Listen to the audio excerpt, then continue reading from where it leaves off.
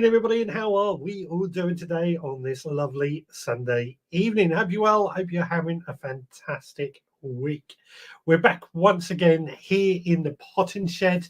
We're going to be discussing tonight about some of your favourite gardening books, and including into that some of your favourite recipes as well. Recipe books, that is. And to show you, I've got a big pile of books. You can see just here, a bit out of focus, I'm afraid, but it gives you a bit of a teaser into some of the books that I'm going to be talking about tonight. First of all, let's see if we've got anybody out there. Adrian is there saying hello to Richard and all. Hello to you. We have got Philly SBB saying hi, everyone. Hello to you. We have got Kate there saying good evening, Veg Army. Good evening to you. Turbo Stream is there saying good evening, Veg Podcasters. Good evening to you. Jenny Hullett is there. Hello, everyone. I hope you are well and having a great week. Good evening to you. Same to you. Seed to Table Plot 13, aka Scott or Chef Scott. Good evening, everyone. Good evening to you. Hargrave Gas, evening all. Hope everyone has had a great week. It's getting dark early now. It is, isn't it? It's not very pleasant at all. Stuart Jackson is there. Evening, Richard and the Veg Army. Good evening to you. Rob's Allotment Gardening saying hi, folks. Still on holiday. Over on Instagram, Ducky Jen has joined. That's my sister. She doesn't normally join in. And Growing Beside the Atlantic has joined. Welcome along, guys. Lovely to see you. Anna Jones, good evening, gardeners. Good evening to you. Lottie Chet, aka Nathan, evening all. Good evening to you. Hargrave Gas, is your microphone plugged in? It is, yeah. Oh, it says, oops, it's my volume. Don't do that to me. Don't do that to me. I get worried sometimes. Chili Kate, hello, everyone, and Richard, good evening to you. Andrew Norris, hello, Richard, and the gang, good evening to you. And Turbo Stream says, talk a bit louder at Hargrave Gas. Good evening to you. So let's get into it.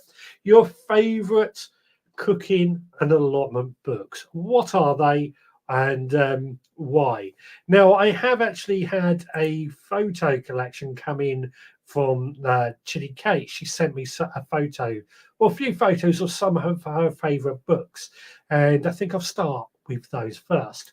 First of all, we have got these two books, which I can't quite see. I'm just going to wait for them to come up on the second screen when there's a bit of a delay. I can't see them. So we've got Grow Your Own Veg, which is by Carol Klein, and Grow Your Own Fruit by Carol Klein. I've got those two books myself. I've got Grow Your Own Veg, sorry. Great books, I have to say. We then have, I'm going to have to wait for it to come up on this second screen once again because I can't see it on this small screen. I should have made notes, shouldn't I? I'm just waiting. There's a bit of a delay sometimes, but you get the idea. But why are these some of your favourite books, Chili Cat? I'm going to throw that out there. Allotment Month by Month is one of the next books, and the Vegetable Gardener's Handbook. Is that a Hughes book as well, by the looks of it as well? I've got the Allotment Gardening book, and I haven't read Hughes' book yet, but I hear good things about it. I keep meaning to pick it up one day and have a look at it and see what it is. And then we have got this one, which is Grow Your Own in a Free Square Foot Gardening. As you know, I think that this book is about square foot gardening. I could be wrong. I struggle with square foot gardening, but I could be very, very wrong. But what is it about those books that are Chili Kate's favourite? What is it about those books that make them her favourite? I'm just having a look at everything. Checking the images look okay because we've just had a sudden drop in network. We'll see what happens. Let's see what happens. Digwell was there saying, hi all, no cooking tonight, just ordering a Christmas meal for delivery. Oh, lovely. I haven't had a good Chinese in a long time. And Turbo Stream, my favourite book probably is The Gardening Course by Jeff Hamilton. More of a manual than a book to read. So what is it about those books? What is it that you like about them? Now, I'm going to start off with my first book. Now, I've had many of these books for years, and it's actually a recipe book. It's called The Preserving Book, written by Linda Brown. And One of the things I used to do, the only reason I don't do so much of it now is because of time, but I used to do a lot of preserving, making jams, chutneys, and things like that. And I used to love doing it. I really do enjoy making preserves. It's a lot of time involved in making these things that I don't have these days. But what this was one of the first books that I got, and I opened it up. I think it was W.H. Smith's I got it from. And it was just full of some really good advice on how to store veg, how to make vegetable preserves, and recipes and things like that. And it covered them all. Like this is oven dried tomatoes, which, as we know, is a good way of doing things. It lists recipes and other ways, a freezer marmalade, just something really good about how to preserve some good food. So that's one to hit the book off. Turbo Stream says, I have a selection of the books by D.G. Hessian that my mum had. I admit I didn't read the books, more for occasional reference purpose. Well, I recognise that name from somewhere, and I can't think where. D.G. Hessian. It might be in one of my books. But, I have to admit, a lot of my books I do just use as a reference as well. I pick them up, I might have a quick glance through. There are a few exceptions, of course, but most of the time it is, about referencing. Jenny says, Mark DiCanio does amazing cookbooks, recipes, preserves, syrups, drinks, etc. Hardback and easy to follow. Mark is a great writer and gardener. I haven't got any of his books, but yeah, I'll take your word on that. Lottie Time, Kerry has joined. Hello, Richie. Hello to you. Hope you are well. Turbo Stream says, I guess I'm not a book person. Hardly have any books, just a small selection on a shelf. I find that interesting because I don't consider myself a book person. I'm definitely more an audio person. But I have quite a collection on the shelf that I refer to quite regularly. And I just, sometimes I'm a bit bored or looking for inspiration sometimes. And I'll just pick up a book and have a glance through and find something to get inspired about. Anna Jones says, Dr. Hessian are also my go-to books for referencing. I must have one of her books somewhere because that name just really rings a bell.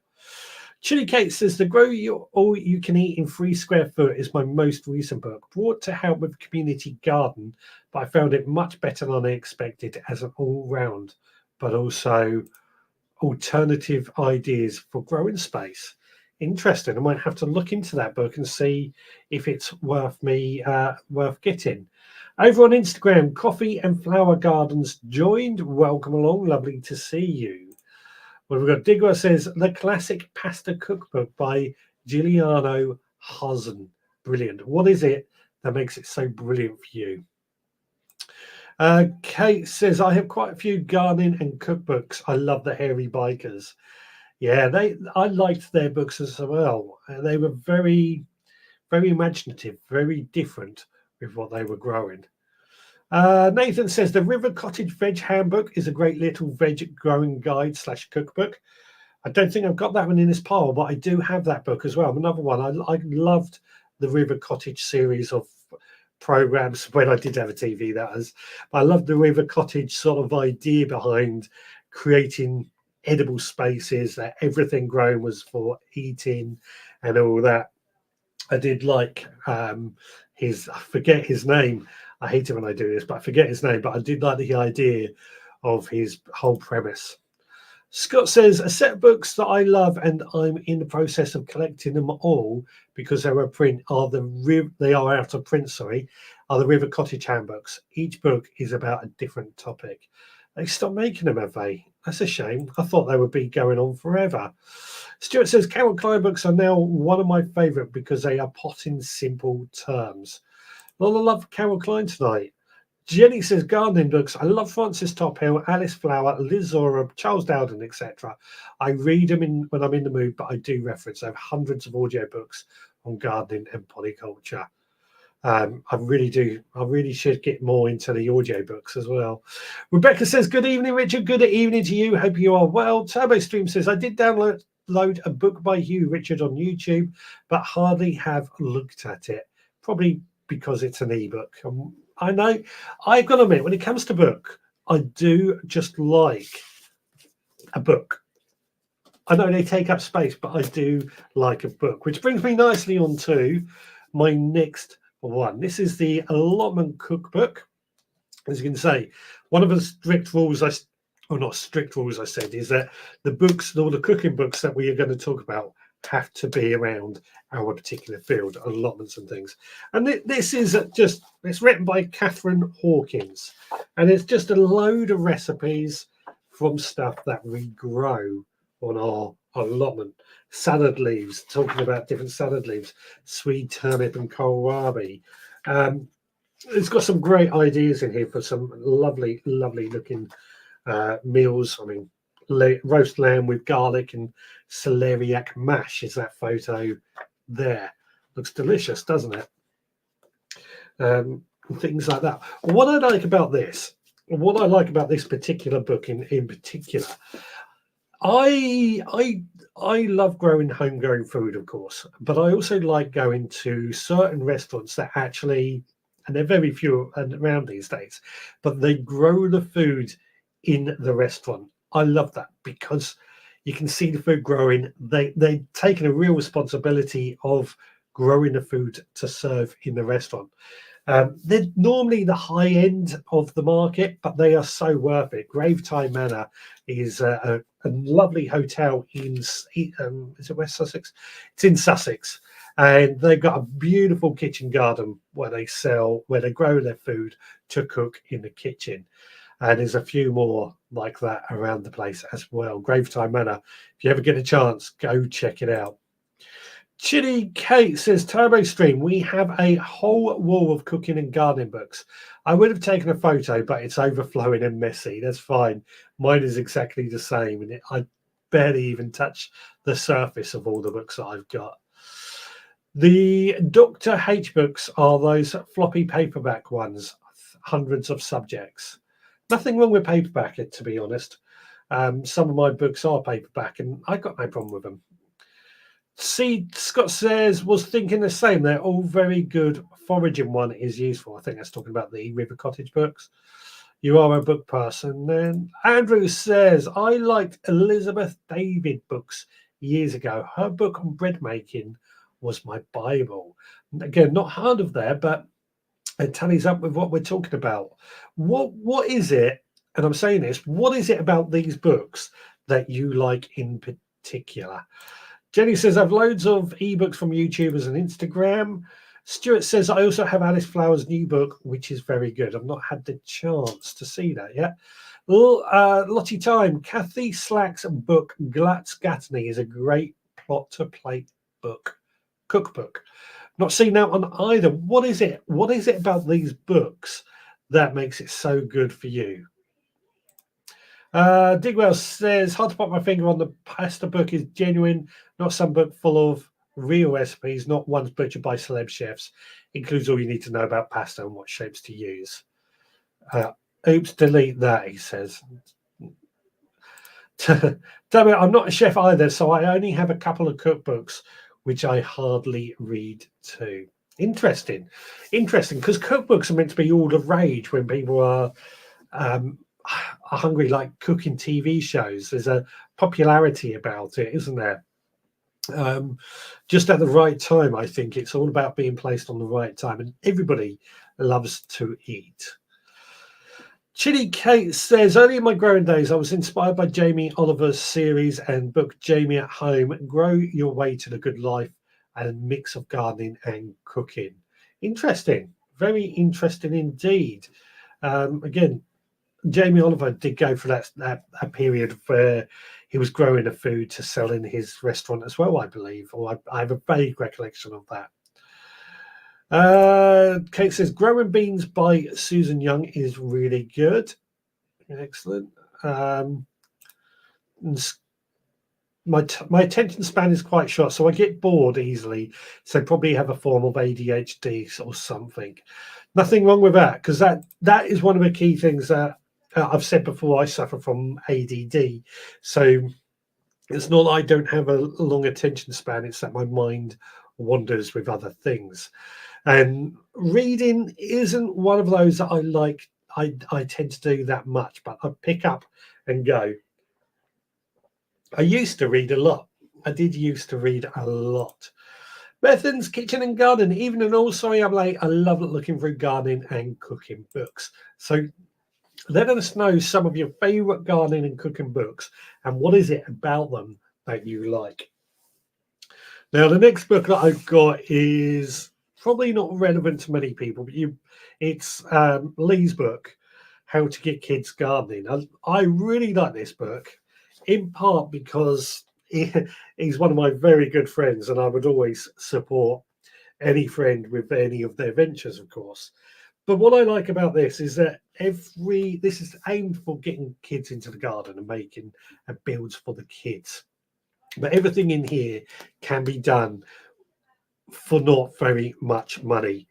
You know, quite a few ideas, such as like making a mini frog pond out of a washing up bowl or a bug hotel. I should flick through and show you what's going on in this book, give you a few ideas of what's going on. But yeah, I really like this book, not just because he's my friend, but because it is a well-written, photographed book aimed at getting, or the aim for parent. It's a book written for parents to do things with their kids. You know, some books are aimed at kids and it's very much in a childish language. I like that because it's aimed at parents, but to do with their kids. The Turbo Stream comes up with a very good point. Recipe books are all about feeding for four, so I wish they would do it for us singletons too. I'm with you on that, actually. I found that when I lived alone, and one of the trouble, I think this is also one of the troubles why I've put on so much weight. We hate waste in this household, so we cook a meal meant for four, and I end up eating 3 portions of it instead of waiting or being polite. Digrat says the pasta book is about genuine Italian things, not dishes. But yeah, we saw that earlier, but I think he's changed it, I should say. Scott says the Flavor Thesaurus by Nikki Segnit. Not a cookbook, but good if you grow your own and looking for ideas of flavor combinations. It's for flavors that will go on you have grown. Turbo Stream, I need a one pot for single 50-somethings recipe book. I know what you mean now, actually. I do know what you mean. Just been watching Skinny Jean and Olive's Halloween Experience video. Ever so good. I haven't seen it yet. That's on my list of things to watch. So we'll see. Yeah, Lee's book is very good for parents or teachers. Lots of good activities. I'm with you there. Turbo Stream says, oh, so you eat for 4 then, Richard? I do. I honestly do. And this is why I'm so fat, because I eat far too much food. I like my food, but I eat just way too much. And it's something I need to address. I mean, I eat healthily or mostly healthily, but I need to address. I have that book, I use it all the time, but I find it doesn't go far enough. To Scott, that is. I like the Dr. Hacian books that Anna mentioned. They have colourful diagrams which my brain cell finds easy to follow. So Dr. Hacian keeps getting, I'm probably pronouncing that wrong, completely wrong, but that name gets mentioned quite a bit. So I'm going to have to look into that and see what is it going on. Now, I'm going into, I think that's probably the cookbooks out of the way of my collection. Now, this is, I've had this book for years, and I used to refer to this as my Bible, Alan Titchmarsh, The Kitchen Gardener. Basically, it talks a bit, in the beginning, it's all about gardening techniques and making your garden and things like that. But then it goes into all the vegetables that we could grow, broccoli sprouting and leeks and things like that, celeriac, of course. Beautifully written, and you can actually, in this one, you can actually hear Titchmarsh's voice talking to you. The photos look great as well. And just, I really like this book because it's simple as well. What I used to do when I was lacking inspiration for the podcast, I used to just go grab this book, open it up on a page, and that would be what I talk about. Really useful book. Really, really useful book. Hardback, so it'll last for quite a while.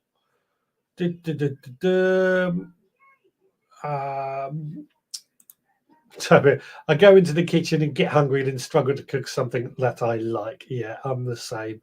Now, this next book, I'm planning a kitchen garden. This was actually given to me by my dad as a Christmas present many years ago. Again, this is another one I really like. This is one of those books that I have on my bookshelf. I pick it up and look at it. And then what I like, as you can see, the idea, the design stage. As you know, I tend to think of gardening in stages, and this is one of the things that I really liked about it because it sort of outlines how come up with a design, what your ideas of setting up different kitchen gardens could look like, all the different styles and things like that, and making it all fancy, crop rotation, and all those sort of things. For me, this is not your standard gardening or kitchen garden cookbook. It's very much about the design of your garden and making it look how you want it, or designing it to be a suitable garden. Very unique, I think. Very unique. Hopefully you can sort of get the idea of what I'm talking about from what you might see, and even problems are mentioned. I like that one. That's Richard Bird, the Planning a Kitchen Garden. So what have we got? What is everybody saying? Bethan, I've been trying to eat more plant-based products that lately. Don't really use lentils and quinoa, so trying to improve that. And I have found the Dr. Rupy books very useful. Different cuisine to my norm. With you on that, I mean, I love my veg, but I do like my meat. But I think we need to go back to how we used to eat, where meat was more or less a luxury. I think we would eat much healthier than that. I don't like plant-based products if they're heavily processed in some ways. I don't like heavily processed foods, and particularly those that use fungi for obvious reasons, which a lot of plant-based material, fireworks going off. A lot of plant-based foods use fungi instead, so I have to avoid a few of those. Kate says, I've actually got into a vintage cookbook recently. There's some Facebook groups and you see older recipes in the older books. I like the simplicity of some of the recipes, but made it go a long way. That's interesting. I'd love to see some examples of that, actually. That would be really interesting. Turbo Stream, I made my corned beef hash today. I once sent a video about it. I remember. I have a few simple things I regularly make. Fantastic. I think we all do, though, don't we? Every now and then, there's our comfort foods, our recipes, or our meals that we go back to time and time again because we like them and we can make them. For me, it's my lasagna. My finger is twitching on a certain auction website over so many of these books. There's plenty more to come, I can guarantee you. Gardening for the Zombie Apocalypse by Isabel Lloyd is very funny, but filled with good gardening tips. Well, the audio edition is also very good. I remember that book because they sent me that book. Oh, that was going back many years ago. And they came on the podcast because they're not all that far from me. I remember that. Yeah, Gardening for the Zombie Apocalypse, because I did a Halloween edition where I was talking about how an allotment could be used in a zombie apocalypse, which I thought was just a bit of fun. Yeah, I remember that book. Where is it? I have to dig that out at some point. Really good book, that one, for a bit of a laugh. I have to catch up with those guys and see what happened to them, actually. Um, Jenny says, throwing a question out there, if I may. Does anybody read any gardening magazines, online articles, newsletters? Obviously, I read Richard and Digwell's newsletters with seeds. That's actually a good question, yeah. Because I used to buy lots of the kitchen garden magazines every month, spent a fortune on it, but I don't buy them anymore. I don't know why. They've not done anything to upset me. I think they've just lost a bit with me. And do I read many online articles? I don't. I should do. I need to find more time to do this sort of thing. I was going to say, sorry, we can hear fireworks going off, and Roxy isn't great with fireworks.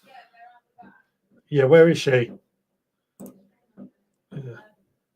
by you. Oh, apparently Roxy's by me. So. She's just there.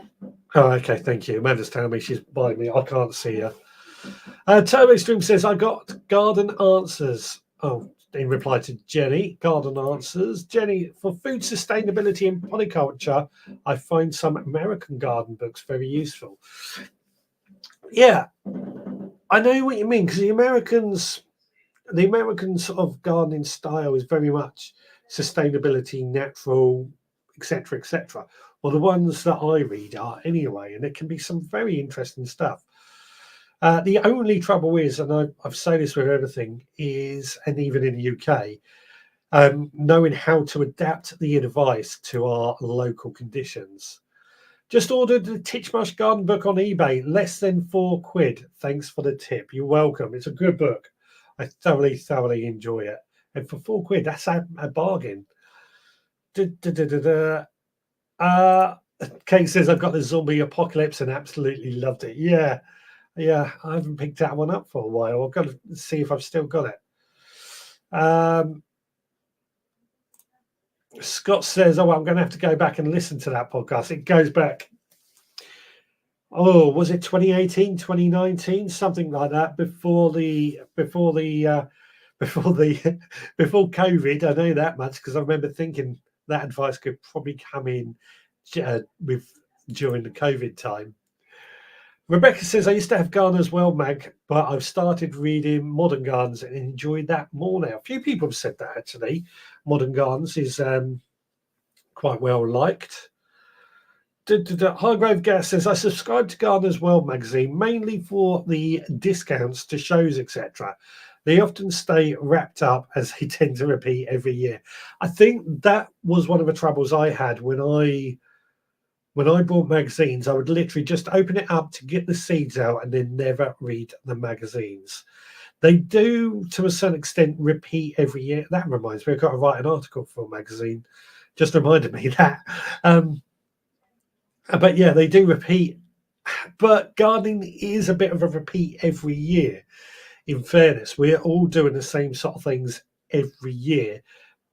But I know myself, I try and find a different angle to do it. And I think most of us content creators try a different angle as well. Digwell says, I gave up on mags. I found that I was just buying them for the free seeds, which was rubbish in general. Review on there. Turbo, I also do make a jacket potato with a sort of minced beef, veggie and onion topping made with OXO cubes. Oh, lovely, lovely. Jenny says, I highly recommend looking at online growers' articles as they publish easily, honest, and from their own experience. No money made. They are sharing for the sake of sharing. Yeah.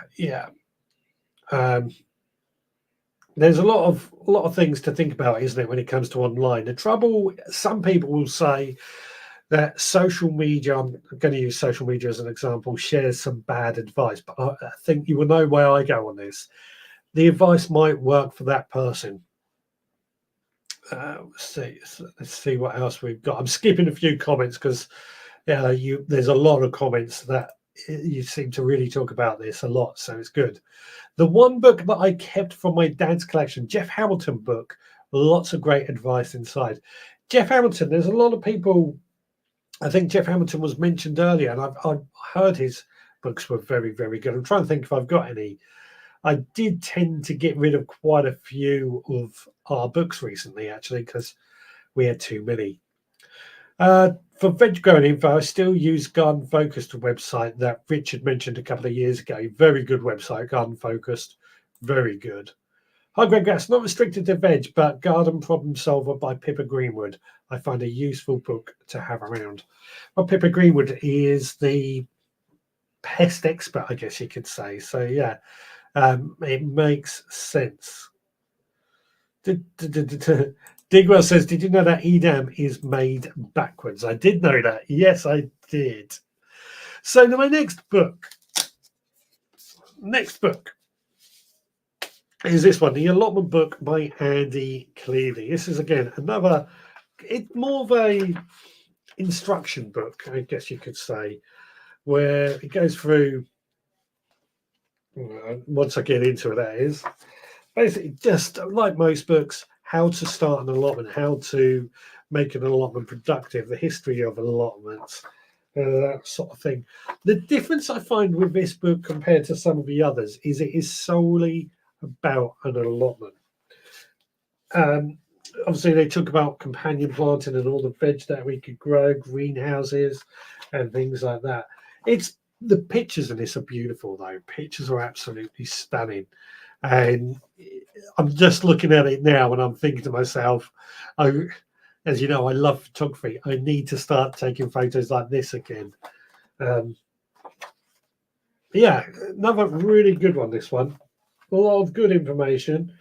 Sowing and planting times, which I think that can be a little bit disingenuous because it depends where you are in the country, and also the varieties make a difference as well.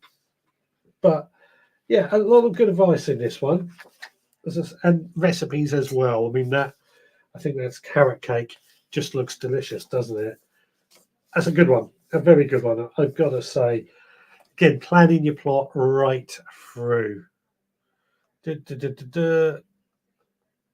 Right, Jenny says, I do have Jeff Hamilton and still visit his veg garden. I've really got to go there. Okay, I'll come back to that in a second. I love how you can still hear his voice playing when you go in. Richard, I'll do a video when next time I go there. Fantastic. Now, I'd love to see that. I do think I need to visit that vegetable garden. We were talking in the past about doing a meetup, and I was having a chat with somebody recently about using the field. But I'm also wondering, should we meet up at a vegetable garden one week? Would that, then perhaps Jeff Hamilton's garden might be a better way? I know that's not easy for everyone, but I think that might be a fairer way of doing it. Digwell says, send the Dr. H pic to your messenger, Richard. As I know, as soon as you see them, you'll know what they are. Where's my phone gone? I think I have got one of his books, but I just can't. Oh, I've seen them in shops. Yes. So that's the picture. Oh, can't see it very well. That's the picture Digwell sent me to give you an idea of what he's talking about. I've got a feeling I have seen them. Time Extreme. I need to go to Barnstable one day. Jenny, he was my favourite gardener as well. Presenter. Digwell says the best book I have on companion planting is a Japanese-style companion planting by Toshio Kijima. A different way of looking at things. That's fantastic. I love things that look at things differently. Yes, you do need to visit, and then you can visit me and help on my allotment. Deal. Absolute deal. So my next book. Now, this is actually a really good book. It's called The Half-Hour Allotment. It's by the RHS. But written by Leah Leonard. I cannot pronounce that surname. Now, as you know, a lot of us we have an allotment, we might have a garden as well, but time is always of the essence.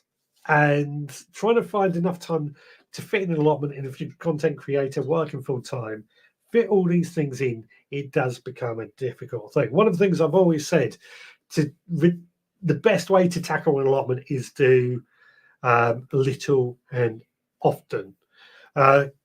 Just quickly, Kate, I've just seen that comment. We saw a few earlier, but I didn't see any for a while.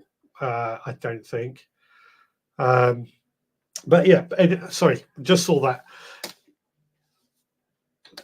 What I like about this, as I said, I like to visit the allotment every day, 20 minutes, half hour. Bit difficult at the moment, but 20 minutes, half hour. And this book kind of gave me the inspiration on what we could do and how we can make it a bit more time efficient. If you are like me, you want to have more time to do creative things, this is the book to go for.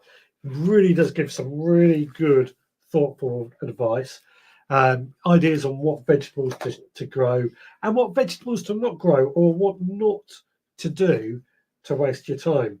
And keep it on top of your plot and things like that. This is good. Really good book.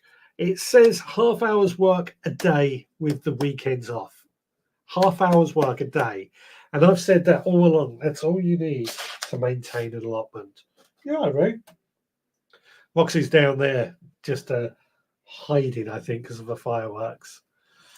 What have we got? Turbo Stream. I probably need to make a visit to the Oxfam bookshop to have a browse of the gardening books then. You know what? I have been in Oxfam quite a few times lately and got some good ideas there. But what I say, and I've only just really sort of rediscovered this, the library. You go down and sign up to your library. They've always got a good collection of books and they're free. You borrow them, you return them. Library. Check out the library if you are really thinking about getting some books or want to get some books to read. Like that. The D.G. Halcyon books are illustrated with paintings, not many photos. Fantastic, fantastic. Turbo Stream, I probably need to make a visit. No, I've read that one, haven't I? Anna Jones, I've got all my parents' old Percy Thrower stuff. They're full of practices we wouldn't do today, but make an interesting read. That's one of the things, because I've got some of my granddad's old gardening books as well, and some of the things that they recommend doing in there. Sorry, girl. We wouldn't do today either, but that does make it an interesting read. Jenny says, Richard, I have put that perennial spade behind you on my birthday list. They're good. They are good. I've got a couple of them now. They are good. Kate says, that's so weird. I've mentioned an app that you can get magazines free online through the library. I name the app and my comment doesn't come up. That might be YouTube blocking it. Try Facebook out of interest. Try on Facebook and see if it comes up there. Last one. Oh, yeah, I saw the zombie apocalypse one as well, actually. Stuart says you get 3 weeks when you get books from the library. That way you can see if it's worth paying for. That's a good point, actually. That is a very good point. If you want to borrow it to see if it's worth buying the book as well. Turbo Stream, as Birmingham are bankrupt, they are closing most of the libraries down soon. Really? You can do online libraries, I believe. Or, yeah, something like that. That's shocking.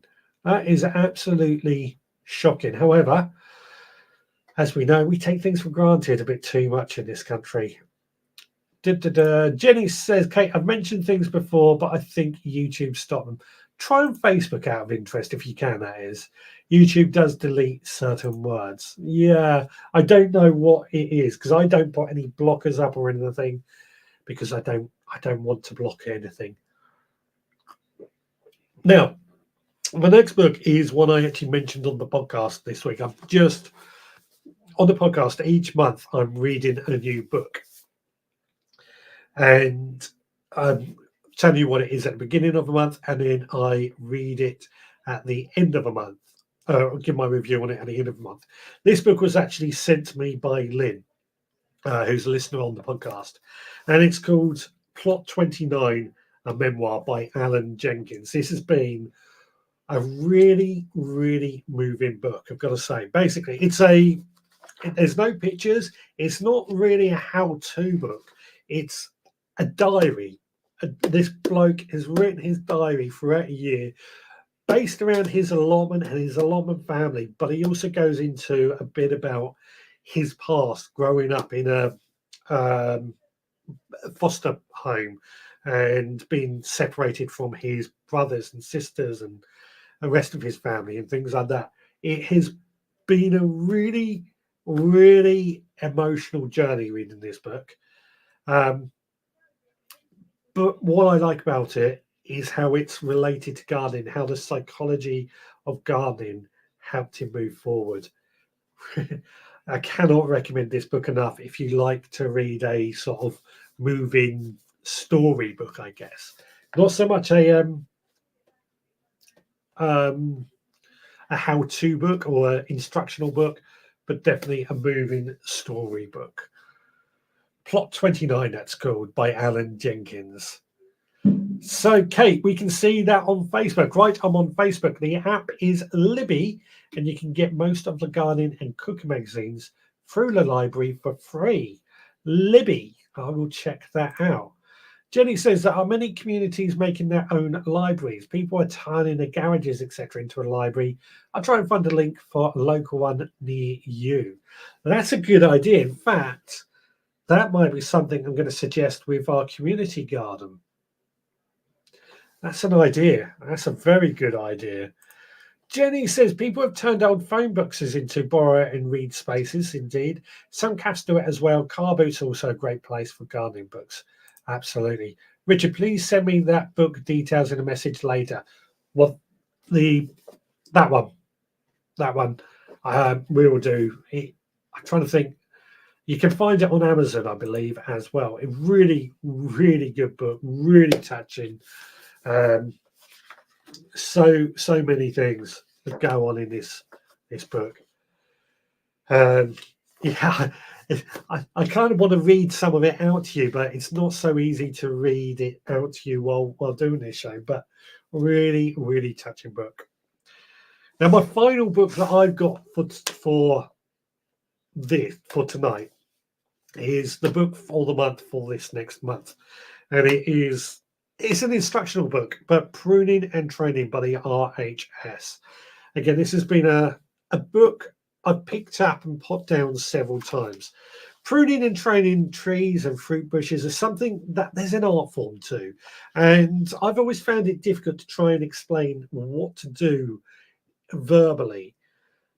I know what to do up here, but verbally, and I've been reading these books to really try and get a better understanding and better advice on how to do it. So it talks you through some of the different ways of pruning and techniques and shapes and things. And then if we go further on, it goes through every single fruit, or pretty much every tree, bush, fruit tree, bush, and shares just different ways or how to prune those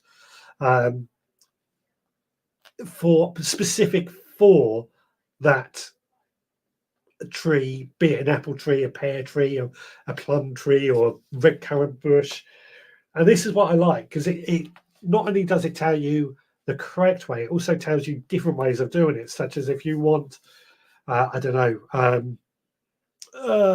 espalier trained trees or standard trees. It tells you how to do that, or what trees are suitable for that as well.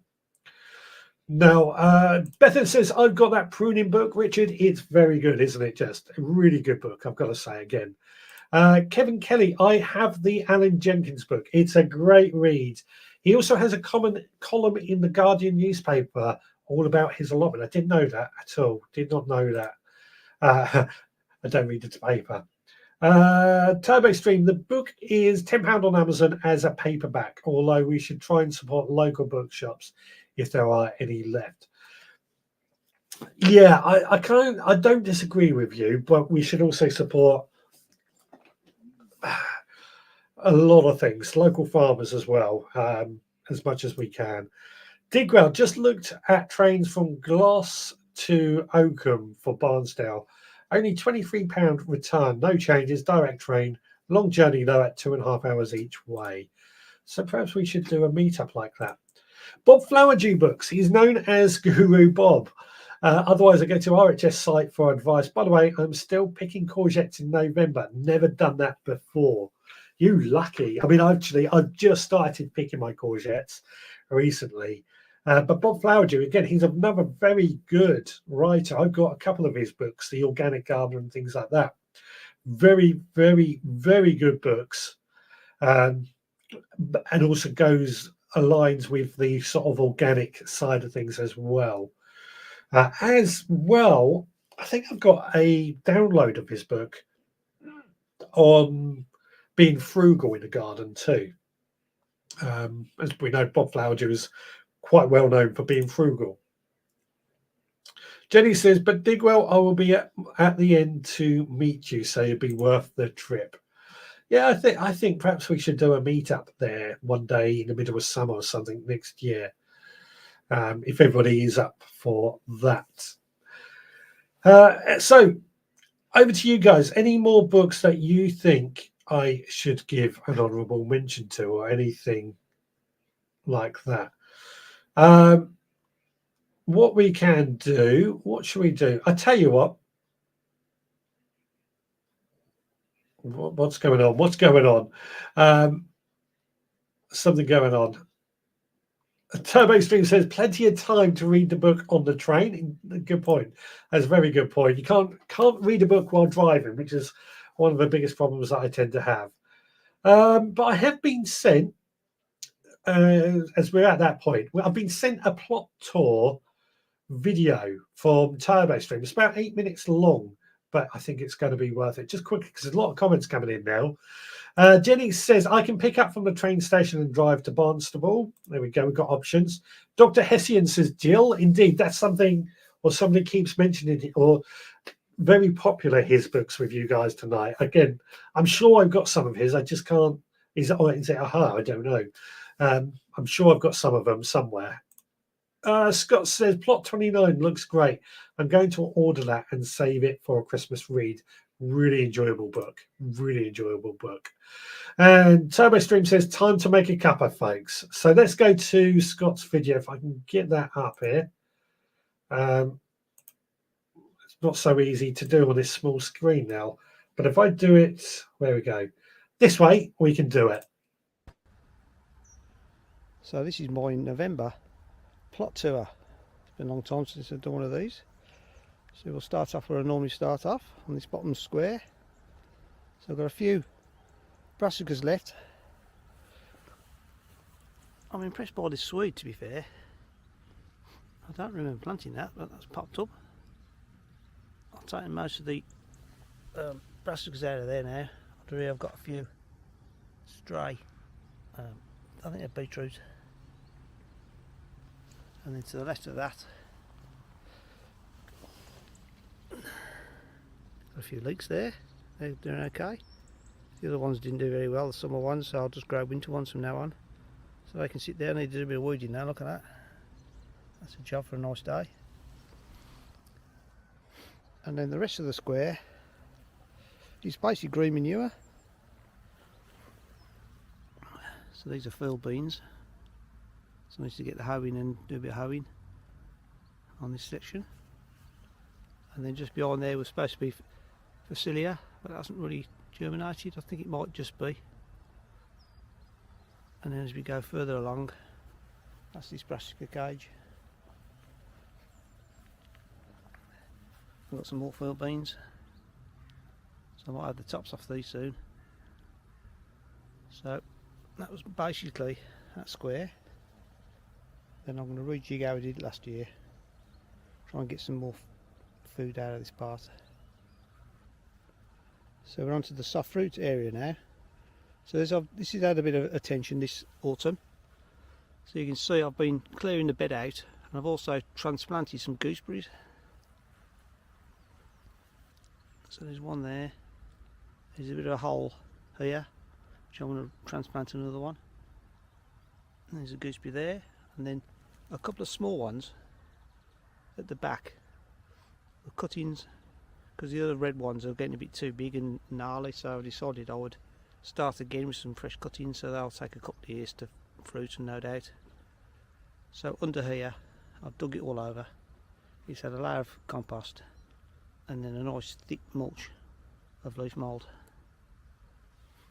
And then I've got some red currants here. There's another gooseberry which needs to come out because it's in the way. Stupidly I put gooseberries with all the thorns next to red currants, and then next to that is a black currant which I'm going to take some cuttings off over the winter. So the idea would be there'll be another black currant where there's gooseberries, and these are the red gooseberries which I've put them in the wrong place. I put them right next to the path, so every time I come past I get spiked. So I should be cutting them right back and also digging them out. I think I'm going to give one away, and I might put another one in a pot, I'll see. And then just behind there is the rhubarb patch. So I've cleared all of these. I'm using it as a dumping ground for my poles and bits and bobs where I've tightened things down. And then behind here is the messy area. So I've got a nice bin of leaves.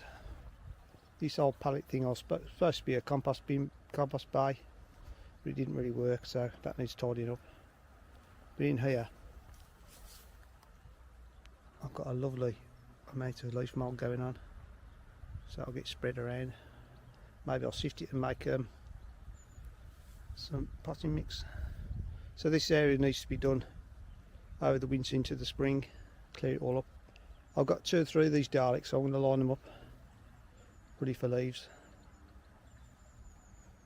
And this is the other square I've got. So I've got some transplanted strawberries which didn't really do well in the shade, so they're transplanted here, so I'll get some strawberries next year. There's some raspberry runners there, but they didn't do very well this year. They seem to have died off, so I'm hoping next spring I can take some runners and then restart again. And this is what's left of my little coal frame. So I've got another one I've made which will go in that gap when I clear it out. There's a road cabbage in there that's got left. That's probably down the compost heap. And then this is the area I've done. I've put some winter onions in here, so I dug all this bed over. I've firmed it all down. So I've got 3 rows of 15 of each of white and red winter onions. So with a bit of luck, they'll come through the winter. So the cages are just to stop the birds and the foxes digging them up while they get established. But those only went in a few days ago. And then this is another area where I need to do some digging. I've done a bit of digging. This is where my summer leeks were, but they didn't do very well. So this area is going to get dug over. I am doing no dig, but I've decided on this square I need to dig it over because I've got couch grass everywhere, so that needs to come out. And then I've got a bit of a brassica cage going on here. So in there I've got, looks like I've got a cabbage. I've got a couple of cauliflowers, I think. Pretty sure I've got under here, I don't know if I can show you. Pretty sure there's a Brussels sprout there.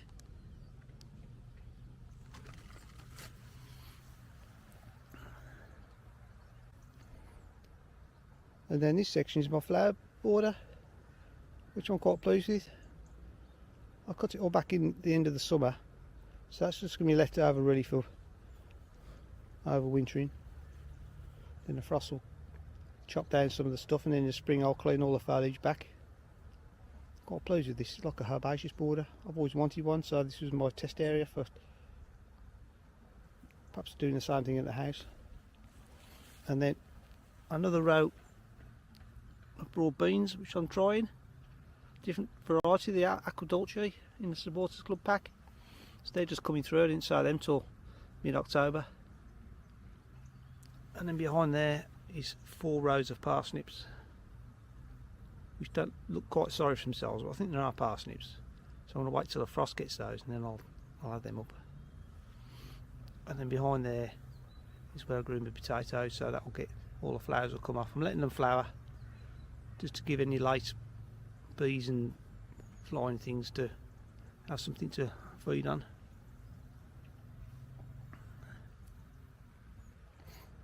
And then finally the top area of the allotment, which is a compost base, another gooseberry that's going to come out because it's full of brambles. There was another one in this space, but I dug that up. And it's supposed to be a rhubarb bed just in front there. That needs to be dug over. I've got my water butts there. The shed.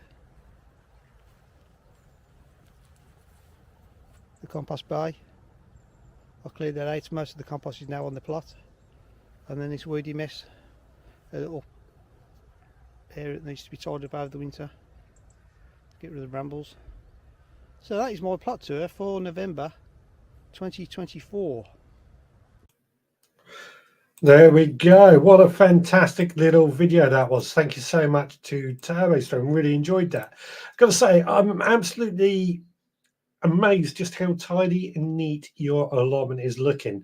And I say that because I don't want to be rude, but I know TurboStream has said that he has struggled this year. He has had a bit of a block. I think many of us have had a bit of a block this year, to be fair. But that, to me, just goes to prove that even so, still maintained a good looking allotment with plenty of stuff going on in there. And in fact, I think that could be backed up by what everybody is saying in the comments. First of all, Digwell says, we have a charity shop here in Dursley that is 100% books called Longfield. I'm not sure if it's a UK-wide charity. Not heard of it myself, but I could just be an obsolete, odd one there. Great looking Swede, says Bethan. Digwell says nice rutabaga. I think that's meant to be rutabaga. Scott says decent sized Swede. I've got to say I was quite jealous of that Swede. Stuart says, I wish my garden looked that good. I get to the halfway point. Just got to pop the fruit bushes in next weekend, hopefully. Don't forget to send us a video or photo, Stuart. That'd be great to see. Digwell says, my keyboard is playing up. Supposed to say rutabaga. Or my fingers are too fast for the wireless connection. Scott says, fantastic looking plot. Watching this has got me thinking, I want to remove the wood on my raised beds. How do you stop the grass from growing into the beds? I struggled with that when I did it. I prefer wooden raised beds, in my opinion, because I just felt it gave me a bit more difference. But not everybody's the same as me, you know. Scott, I used the strimmer to the edge of the bed. Wood sides seem to encourage slugs, which is very well known. Jenny says, great plot and video. And Stuart says, even the shed was tidy. Nice one, Turbo Stream. And Jenny says, hit the thumbs up, everyone. Yeah, please do hit the thumbs up. Please do give us a like. Please don't forget to subscribe and follow and click the notifications so that you know when we go live. But most importantly, hit that thumbs up button, hit that like button. Wonderful plot video, says Kate. And Bethan says, great tour, very orderly, looks great. Feel free to come and tidy up my garden if you want. Thomas, thanks everyone. I did lose my mojo in the spring, so kept it simple this year. There we go. Keep it simple. It's always worth it. Scott says, that's the problem I have been having. The wood attracts the slugs. Thanks. I think I will be doing the same now, I think. Digwell says, not enough hours in the day. I'm with you on that. Cheeky, true, but cheeky. I'm with you on that.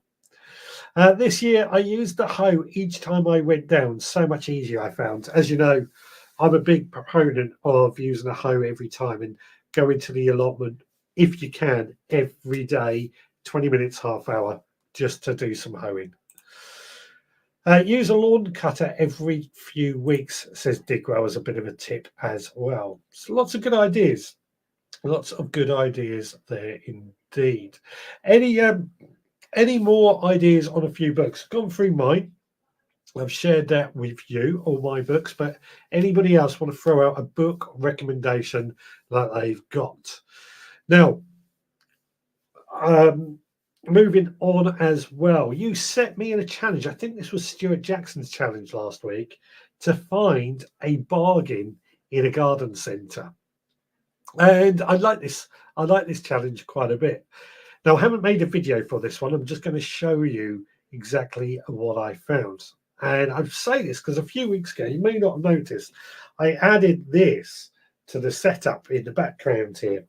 And that's because I saw it in the garden centre. It was a bargain at that time, and I got it, and I thought, oh, it'd be great as a product placement type thing in this studio. Well, I went back to that garden centre because of this challenge, and I got another one, and it is right here. It is, yeah, one of these Agralian plug plant trainers. I've got 3 of these now, and I love these. I love these because they are, I know some of you guys have got a few of these as well. They are a great way of starting plug plants. You've got a lid over the top for propagation. You've got, I can't remember how many, was it 40 odd plug plants that you can start in there? Fill that up with compost, put your seed in, which you can use the spikes on that to dig a hole, and get your plants growing. And when you want to pop them out, you push the sides in. Actually, they already are, and it pops out a plug plants as well. Great thing to buy. But what do you think it cost me? It is all about the bargain. That was the point of this mission, this challenge, to find a bargain. What do you think it cost me? They're normally $19.99. I'll put it like that. What was that weird noise? Another firework going off. Roxy don't like the fireworks. It's all right, gal. Where were we? Jenny says, holy shit is a good composting book on using manures. I've not heard that book. Can you send me a link to that book or something at some point? Digwell says, my bog garden is only 14 by 24 foot. This afternoon I raked up 2 black bin bags full of ash leaves from a neighbour's tree.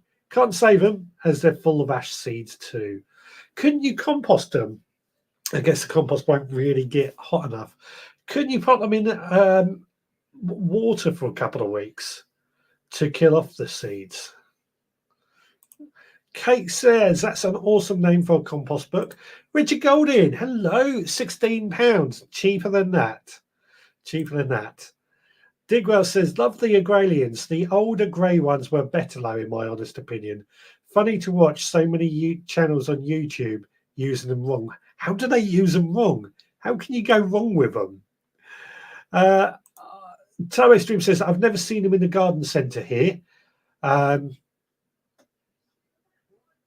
think they've been in garden centres, but I don't think they sell very well, unfortunately. And that's why it's been discounted. I've noticed this a lot in the garden centres. A lot of the products that I think are absolutely brilliant, they're in a garden centre and they don't seem to sell, even though people will rave about them. And then the garden centre gets annoyed and doesn't, well, quite right, it's a business at the end of the day, decides to remove them. And I think that's what's going on here. Over on Instagram, Susie MV has joined. Welcome along, lovely to see you. Digwell says, I'd say half price, tatty box. A little bit less than that.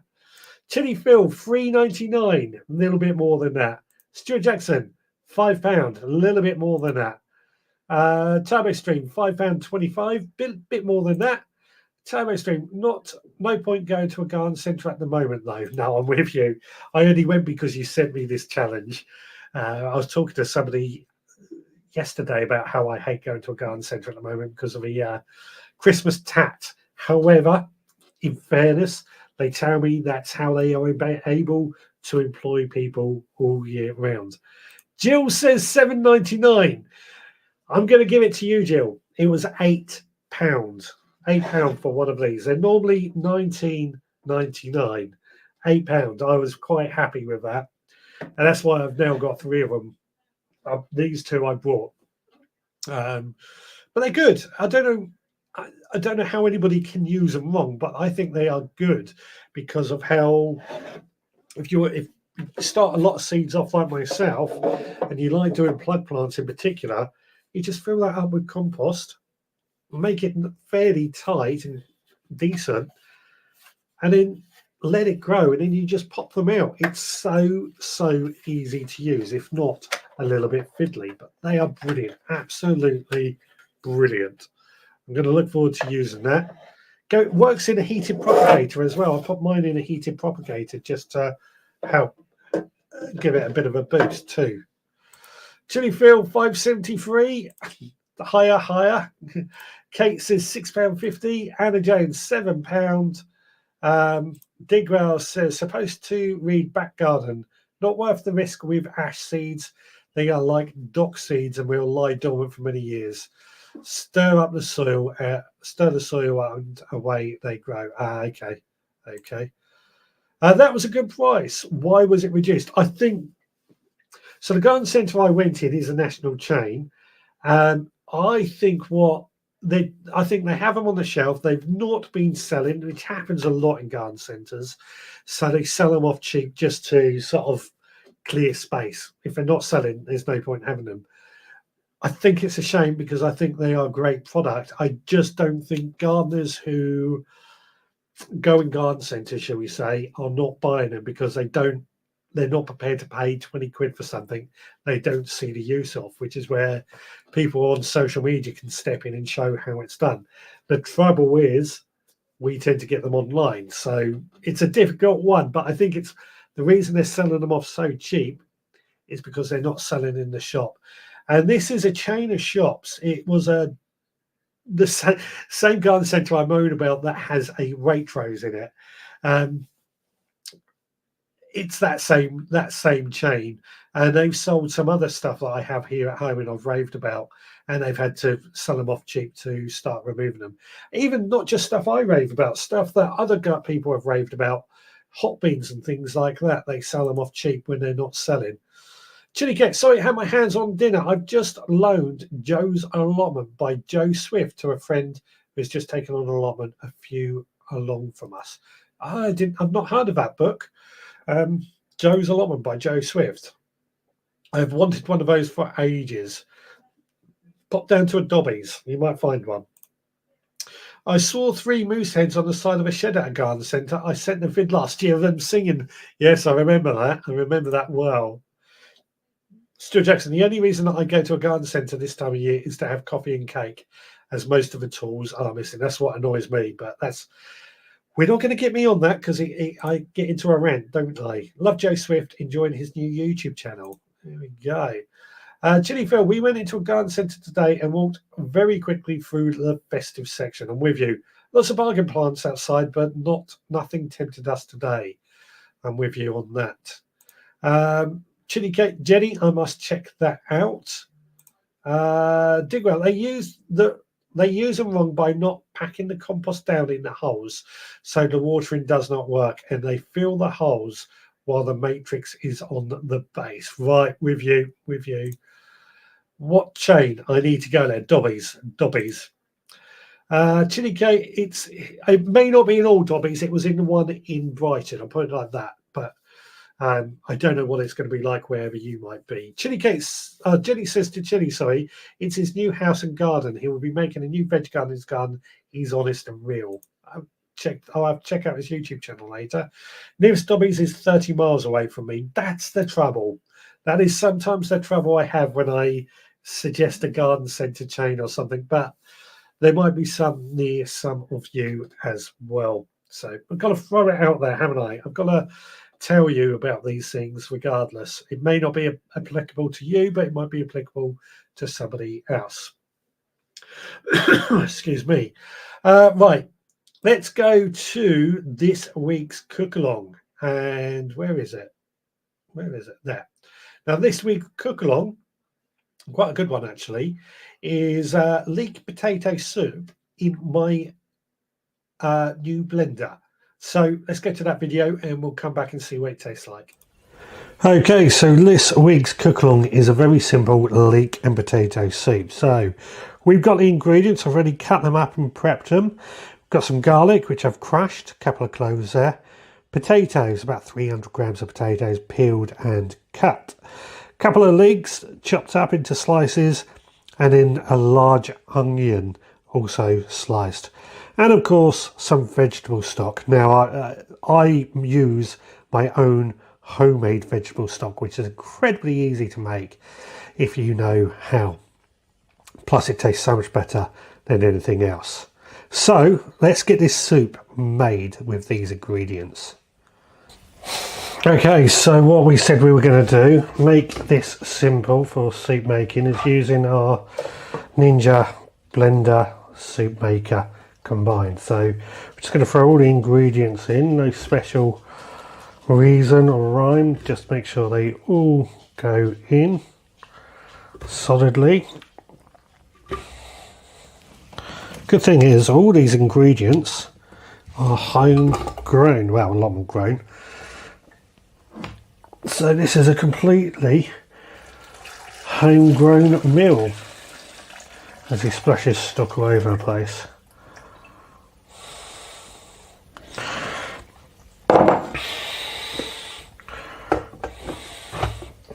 Put the lid on and lock it in, turn it on. And I think if we push that, it counts down because it heats up and things for half an hour. So in half an hour, we'll come back and see what it's done. Right, this has been cooking, coming up to 6 minutes now. And as you can see, if we bring it up here, it's been heating up everything and it's starting to really sort of cook everything and mix it up really nice and well. This is actually quite hot. Every now and then it does that to mix the ingredients up as well. So it is looking like it is making some nice soup. What I'm expecting, after a while, that blender is going to run for a bit longer than it just did in order to give it all a really good mix up, a chop up and create soup. Ultimately, we want to see what we get at the end of 30 minutes.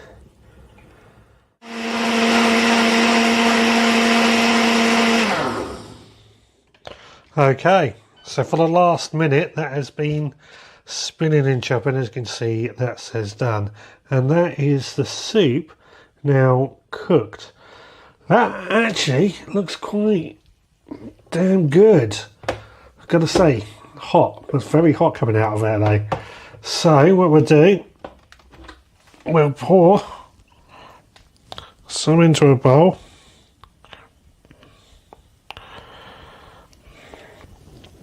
Like so, and we'll see back in the studio just what it tastes like. So here we go, this is the bowl of soup I was just talking about, all cooked up and looking lovely. Let's give it a taste and see how it tastes. What I like about that, I've not been one for soup makers in the past, but that we got a new blender, just happened to have that soup making blend function. Thought I'd try it out. I like soups, and I especially like it if it's easy to do.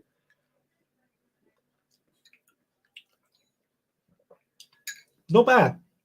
It does need a little bit more seasoning, I would say, just to give it a bit more flavour. But as a leek potato soup, not bad at all. Nice and easy. As I said, I just prepped those vegetables, peeling and chopping, pop them all into that pan, into that soup maker, and turned it on, and it did the work for me. So half an hour, we were talking about half-hour allotment working, perhaps half hour in the garden while your soup is cooking. That's an idea there, isn't it? Back to the comments. Digwell says, could it be that Dobbies is closing down? 17 are, including my local one. I don't know, because they've got new stock in that one, but it could be. I don't know. I don't know on that front, but we shall see. Turbo Extreme, most of our local garden centres were Wyvale that turned into British garden centres. Yeah, but Wyvales were clearly having troubles before they closed down. I can see it every time I went into that. Some Wyvales went to British garden centres, some went to Dobbies, and some are just independents as well now. Ballycillian says, the Dobbies near me is massive. It opened last November, but is closing down. They're closing a lot of their garden centres. Interesting. The Gloucester Dobbies is closing down. Interesting indeed. Digwell says, I like my Ninja. You can saute the onion garlic before making the soup. Yeah, I did think about doing that, but I decided not to. I just wanted to get it going. Yes, was there last week. I'll talk about the Dobbies. That looks a good gadget, Richard. It's good. We only got it. Our KitchenAid blender we've had for years broke, and I couldn't get any spare parts for it because it was so old. So we had to get a new blender. We were going to go back down the KitchenAid route, but we contacted their service department about getting parts. They never came back to us. So we're going with a Kitchen Ninja instead, and it was worth it. I've got to say, my wife does a lot of iced coffee, so she bungs a load of ice in that and chops it up, and it chops it up fine. Also love the self-cleaning function on the Ninja Soup Maker. I like that too as well. Yeah, I'm with you on that. I mean, ours is a blender soup maker, self-cleaning, absolutely fantastic piece of thing. Jenny says, love a bowl of soup. Scott says, the Ninja looks good, a little bit like a Thermomix, I guess. Yeah, very similar to a Thermomix. That's where they got the idea from, tasty looking soup. Yeah, it's very similar to the Thermomix, actually, which is more of a industrial version of what we've got. At 1/100th of the price. Yeah, but the Thermomix is for an industrial kitchen, a commercial kitchen. I need a soup maker. My soups turn out awful. I need a cookbook. There we go. There's plenty of soup making cookbooks out there, actually. Digwell, true, but the Thermomix is an amazing piece of kit. They are. They can take a battering Thermomix as well, as all I would say. Digwell says, I used to work at Severn Garden Centre before Wyvale took it over. Yeah, I remember Wyvale. So they were the biggest chain, weren't they? We have a Wyvale near us. Not huge, but enough for a quick pop-in. Can't be Wyvale anymore. It's probably an independent or something. Wyvale closed down many years ago now. Turbo, I mean someone to make soup. I need... Yeah. Love my soup maker. I made leek and potato last week, and I'm doing cauliflower cheese soup this week in it. Oh, nice, nice. Of course, I should say, many of us have probably harvested our potatoes from the single seed potato challenge that Digwell's done. So you might have a load of potatoes to make a load of leek and potato soup from anyway. Over on Instagram, Herbal Hippie Witch has joined. Welcome along. Lovely to see you. Digwell says, yes, I have the same one. There we go. That sounds amazing. And Turbo Stream all round to Kate's for soup this week then. We do love a good soup. So, on that note, I should say what I need from you. I say this every week. I need a challenge, a mission for you that I can do over this next week, and something you would like me to cook up over this next week as well. Throw something at me. Throw it at me. Completely your idea here. Oh, reminded me, another fab cookbook, A Soup for Every Day from the Covent Garden Co. I think I've got that book, actually.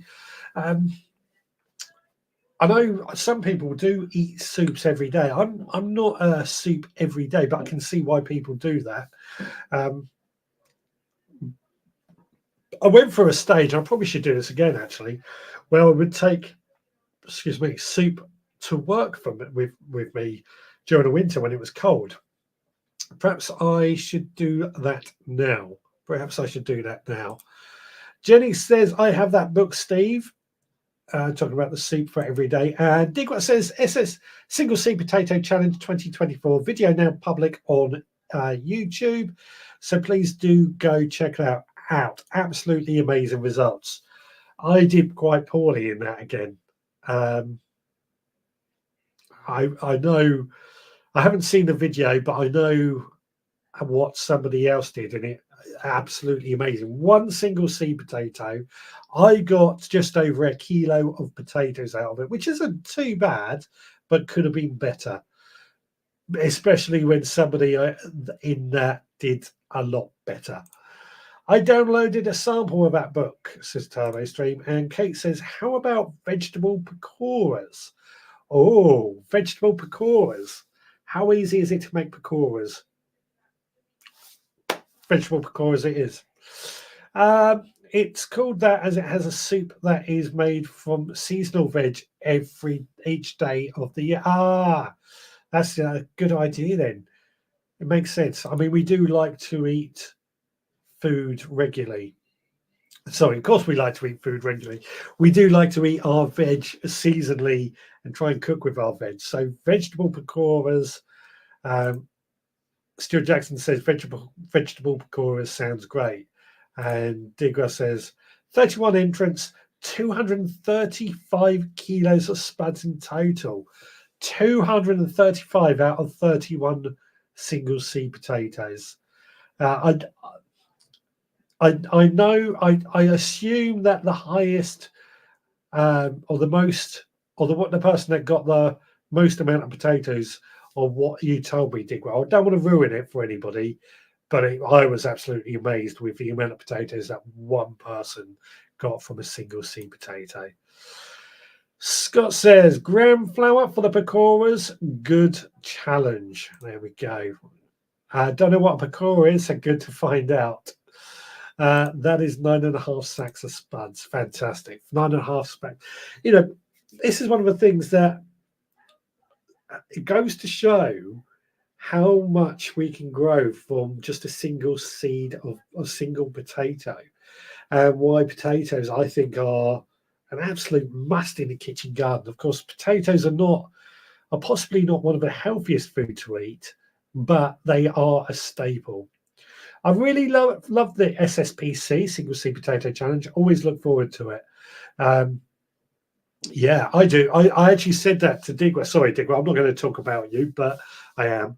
I actually said to Digwell that if he's doing it again next year, I'm definitely in. He said he's already got it lined up. So I'm in next year. I'm going to do better. I'm going to do much better. Digwell says pakora's good. One of my go-to foods. Love pakoras. Mine got spayed and killed by a naughty neighbour. So cross. Sprayed, sorry, not spayed. Sprayed. Yeah, again, it happens, doesn't it? It doesn't. I mean, this is the joys of this challenge. And it means that this is what I like about this sort of challenge. And we want to do more of these sort of things, really, don't we? So we've decided the food to grow next, or the food that we're going to cook next week, these vegetable pakoras. What I need is a challenge, a mission, something that you can really challenge me with for the next week. Of course, it has to be related to vegetable gardening. Now, talking of next week as well, I've just realised I forgot to upload the photo, but I will be putting a post out on social media over this next week anyway.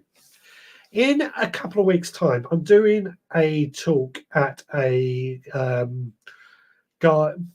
the Chili's have invited me to their gardening club to do a talk. And if anybody, it's on the 22nd of November, so about 3 weeks' time. If anybody is in the sort of Eastleigh, Southampton, Winchester area, want to go along, I think £3 an entry. Details will be on the thing that when I share it. But what I want to talk about with you guys next week, one of the things I've noticed with some of the people who do talks regularly is they seem to do the same talks, and I've always annoyed me. I've always wanted to do something a little bit different.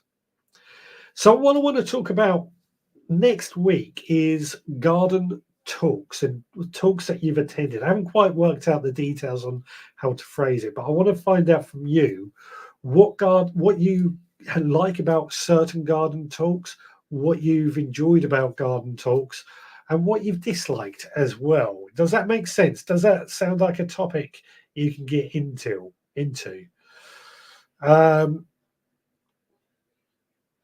Digwell says, not giving too much away, but one entrant grew 48 plants from one seed spud. How? I was lucky to get 3. Jenny says, grow them at home next time. I have already planned where they are going. And Digwell says, you are in, Jenny. Thank you, Steve. Digwell, Titch Marshall was on the same talk at Gardeners World Live as 2 years ago. Even the same questions from the crowd. Yeah, that's what annoys me. That's one of those things that annoys me. I know somebody who has done the same talk. When I first saw him 20 years ago, he's one of these gardening celebrities. He's well known, hasn't done much in recent years, but he's done the same talk he did the same talk 20 years ago. And last time I saw him, just over 5 years ago, same thing. And I think word for word, nothing new. Yes, the garden talks. Digwell says, watch the video, Richard. The Wild Gardener has joined us over on Instagram. Welcome along. I hope you are well. Jenny says 48. Cuttings from Cuttings. We'll find out. I've got to watch a video now. No idea on a mission, Low. No, I need a mission from you guys. Adam Frost was at the plot next to mine this week. Hope to chat with him next time. What was he doing? Was it for Gardener's World, or is he just visiting? Let us know. I mean, I can't watch Gardener's World. I do miss watching Adam Frost and Francis on TV. We spoke about this last week, though, didn't we? So we won't tread over old ground. So you're happy we're talking about garden talks next week, from what I can tell. I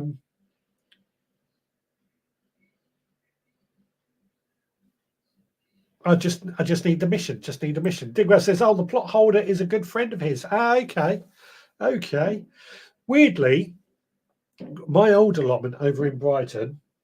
That's where I go. Fireworks are going off again. My old allotment, the person to the top of me used to have Liam Gallagher visit his allotment quite often, and we were having a barbecue one day, and Liam Gallagher was there from Oasis. It's amazing he pops up on allotments, isn't it? Mission. Think of a mission for the week after. That's not me. That's up to you guys to set me a mission or a challenge for what you can do. Jenny says Adam Frost needs to join us at Barnstable, his old stomping ground. Yeah. I don't think he'd quite do that, though. I know him, but I don't know him that well. But yeah, I just need a mission. I really need a mission. Could be you could get me to build something. We might have time for that next week. Find something in a garden centre or on an allotment. Anything like that. I'm going to throw out some ideas. Perhaps walk around the allotment for inspiration, or how many allotments can you see in the course of a week? Just throwing out ideas. Mission: map out next year's plan and changes you are planning over the winter. I can do that. There we go. We've got it figured. We have got the challenge for next week to map out the plan for next year and any changes I'm planning over this winter. I'm going to do that for my allotment and my garden, because we've got quite a few plans that are going on at the moment. Digwell says, find the best Christmas ornament for the plot. You can save that for the week after if you're thinking, but Jenny just got in there with a good one. Well, I think it's a good one anyway. Stuart says, the best talks are the ones that are spoken from the heart and keep smiling whilst talking. Think of your passion. Save that for next week, Stuart. Save that for next week, next year, next week. Plan for the next year. Brilliant. Indeed. Right. It is time to start preparing to get out of it. It's 7:30. We have been going now. Oh, it doesn't tell me how long we've been going anymore. Oh, yes, it does. Yeah, we're coming up to the hour and a half.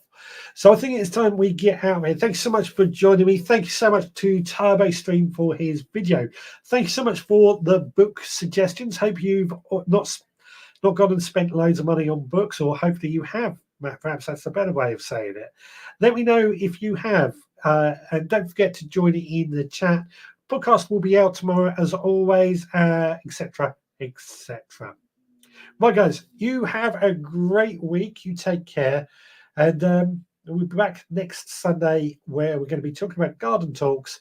We're going to be cooking up vegetable pakoras, and I'm going to be sharing my plans for the allotment and kitchen garden. Take care, guys. See you again next time.